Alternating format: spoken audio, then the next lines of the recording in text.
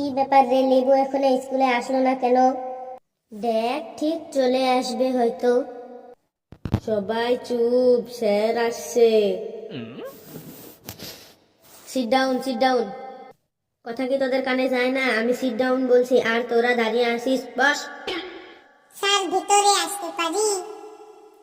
Coming coming, you are late.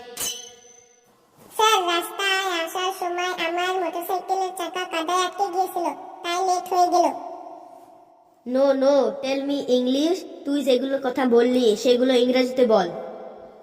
Sir, when I school in coming, my motorcycle's chaka was pouring in kada, no noring toring, only boom boom sound করিং। কি সাংঘাতিক ইংরেজি রে বাবা! এখন আমি বুঝতে পেরেছি তোদের ক্লাস থেকে যাওয়ার পর ইংরেজি স্যার প্রতিদিন কেন অজ্ঞান হয়ে যায়। নে বস, আজ যদি তোদের পড়া না হয় তোদেরকে পে দিয়ে লাল করে দিব। তোদের যে আগের দিন রচনাগুলো মুখস্থ করতে বলেছিলাম সেগুলো মুখস্থ করেছিস তো? হ্যাঁ স্যার, মুখস্থ কেন, একদম ঠুকস্থ করে এসেছি। বলুন কোন রচনাটা বলতে হবে? এই বেটা তো আগের দিন এক ভাত দিয়েই সব রচনাগুলো গিলে খেয়েছে, আজ আবার কি পড়ে এসেছে কে জানে। ওর কনফিডেন্স লেভেল দেখি তোর মতি বেশি ভালো বুঝছি না। ওকে পরে ধরছি, বাকিগুলোর খবর আগে শুনি। এইগুলো তোর কি খবর রে? পড়ার কথা শুনে তোর মুখটা কেমন কিশমিশের মতো চুপসে গেল কেন? স্যার, কালকে আমার বাবার সম্পত্তি 2 ভাগ হলো, তাই বাড়িতে অনেক লোকজন ছিল, তাই করতে বসতে পারিনি। বলিস কি, তোর বাবার সম্পত্তি 2 ভাগে ভাগ হলো মানে? ব্যাপারটা একটু বুঝিয়ে বলতো। স্যার, কালকে আমার আর একটা ভাই হয়েছে।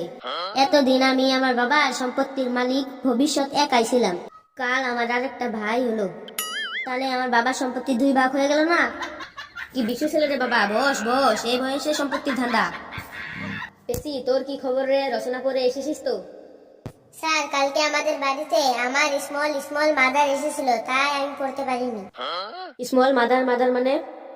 স্মল মাদার মাদার মানে ছোট মামা, স্মল মানে ছোট, মাদার মাদার মানে মামা। ইংরেজি স্যার আমাদেরকে ইংরেজি কথা বলতে চেষ্টা করতে বলেছে। তোর যা ইংরেজি, এই ইংরেজি শুনলে তো মানুষ আহত হয়ে যাবে। তুই বস বস। বাবা হাবলু, তুই পড়ে এসেছিস তো? কাল স্যার বৃষ্টিতে ভিজে সর্দি লেগে গিয়েছে, তাই করতে পারিনি। তুই আবার বৃষ্টিতে ভিজতে গেলি কেন? স্যার, পরের দিন আমার দাদু অফিস থেকে বাড়ি ফেরার সময় বাসের মধ্যে একটা কাপ সিরাপের বোতল কুড়িয়ে পেয়েছে। দাদু বলল, এত দামি কাপ সিরাপটা ফেলে দেব? তাই দাদু আমাকে বৃষ্টিতে ভিজালো যাতে সর্দি লাগে আর ওই কাপ সিরাপের বোতলটা কাজে লাগানো যায়। কি সাংঘাতিক রে বাবা, তোর দাদু দেখছি সামনের বছর কিপটামির জন্য পুরস্কার পাবে। দেখলেন তো স্যার, আমার ছাড়া আর কারো পড়া হয়নি। ওদের পড়া ধরে সময় নষ্ট না করে আমাকে ধরুন। বেশি লাফালাফি করিস না ফেলু। স্যারের মুডটা আজকে এমনিতেই খুব খারাপ আছে। চুপচাপ থাক একটু, না হলে তোর জন্য সবাই আজকে আমরা পেদানি খাবো। তোরা পড়া করে আসিস নাই, তাই পেদানি খাওয়ার ভয়ে স্যারের কাছে আত্মসমর্পণ করে দিয়েছিস।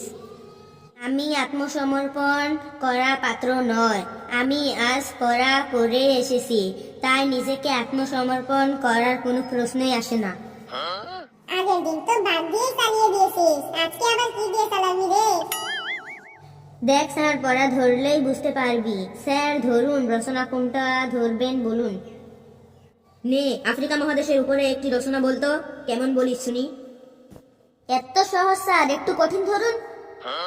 বেশি পাকামি করিস না ফেলু, যেটা বলতে বলিস সেটাই বল। আফ্রিকা মহাদেশ নিয়ে একটা রচনা বল। স্যার, আফ্রিকা মহাদেশ হলো পৃথিবীর মধ্যে দ্বিতীয় বৃহত্তম মহাদেশ। পৃথিবীর বৃহত্তম মরুভূমি সাহারা এই মহাদেশে অবস্থিত। আফ্রিকা মহাদেশে অনেক জায়গা জুড়ে রয়েছে গভীর জঙ্গল। এই জঙ্গলে নানা প্রজাতি পশু পাখি আছে, তার মধ্যে হাতিও আছে। হাতি হলো পৃথিবীর স্থলভাগের সব থেকে বড় শক্তিশালী প্রাণী।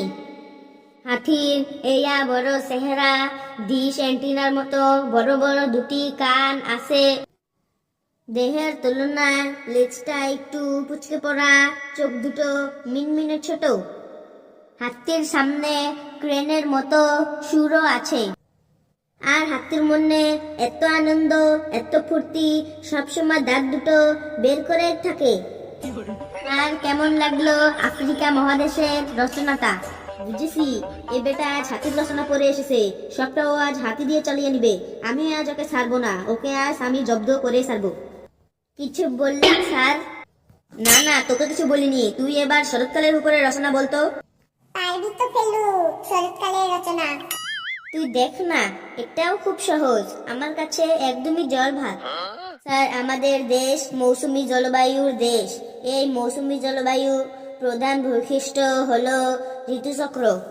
আমাদের দেশে বছরে 6টি করে ঋতু দেখা যায়। তার মধ্যে একটি ঋতু হলো শরৎ ঋতু বা শরৎকাল। শরৎকালে আকাশ পরিষ্কার থাকে, গাছের উপর শিশির পড়ে, চারিদিকে কাশফুল ফুটে। শরৎকালে বাঙালির শ্রেষ্ঠ উৎসব দুর্গাপুজো হয়। দুর্গা ঠাকুরের 2 মেয়ে লক্ষ্মী ও সরস্বতী আর 2 ছেলে কার্তিক ও গণেশ। এই গণেশ ঠাকুরের মাথা মানুষের নয়, হাতির। আর এই হাতি হলো পৃথিবীর সবচেয়ে বড় শক্তিশালী প্রাণী। হাতির এয়া বড় চেহারা, 20 সেন্টিমিটার মতো বড় বড় 2টি কান আছে। দেহের তুলনায় লেজটা একটু পুচকে পড়া, চোখ দুটো মিনমিনে ছোট। হাতির সামনে ক্রেনের মতো সুর আছে। আর হাতির মনে এত আনন্দ, এত ফুর্তি, সবসময় দাঁত দুটো বের করে থাকে। হ্যাঁ, যা অনুমান করেছিলাম ঠিক তাই, বেটা হাতির রচনায় পড়ে এসেছে। এবার ইতিহাস থেকে রচনা ধরবো, দেখি ও কি করে। নে বাবা ফেলু, এবার তাজমহলের উপর একটি রচনা বলতো। তোকে এবার ঠিক বিপদে ফেলে দিল রে ফেলু, তাজমহলে তুই হাতি কি করে আনবি রে? তুই দেখ না, ঠিক পারবো। স্যার, তাজমহল হলো পৃথিবীর 7টা আশ্চর্যের মধ্যে অন্যতম। এটা ভারতের আগ্রায় অবস্থিত। সম্রাট শাহজাহান তার প্রিয়তমা স্ত্রী মমতাজের স্মৃতির উদ্দেশ্যে মার্বেল পাথর দিয়ে এই তাজমহল তৈরি করেছিলেন। তাজমহল যখন তৈরি করা হয় তখন উন্নতিমান যানবাহন ছিল না। তখন বাড়ি বাড়ি পাথর বহন করার জন্য 1000-এর বেশি হাতি ব্যবহার করা হয়েছিল। এই হাতি হলো পৃথিবীর স্থলভাগের সবচেয়ে বড় শক্তিশালী প্রাণী। হাতির এয়া বড় চেহারা, 2 সেন্টিমিটার মতো বড় বড় 2টি কান আছে। দেহের তুলনায় লেজটা একটু কুচকে পড়া, চোখ দুটো মিনমিনে ছোট। হাতির সামনে ক্রেনের মতো সুর আছে। আর হাতির মনে এত আনন্দ, এত ফুর্তি, সবসময় দাঁত দুটো বের করে থাকে। স্যার, কেমন লাগলো তাজমহলের উপরে রচনাটা? দাঁড়া, একটু নিঃশ্বাস নিয়ে নেই, আমার প্রেশার বেড়ে যাচ্ছে। তোরা থাম থাম, আমি আসি।